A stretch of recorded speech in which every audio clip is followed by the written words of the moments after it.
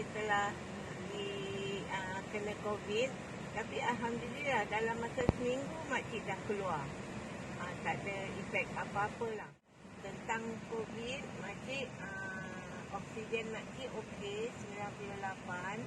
Tapi penyakit pesakit-pesakit lain ada yang kurang oksigen, sampai kena baring, kena terlangkupkan.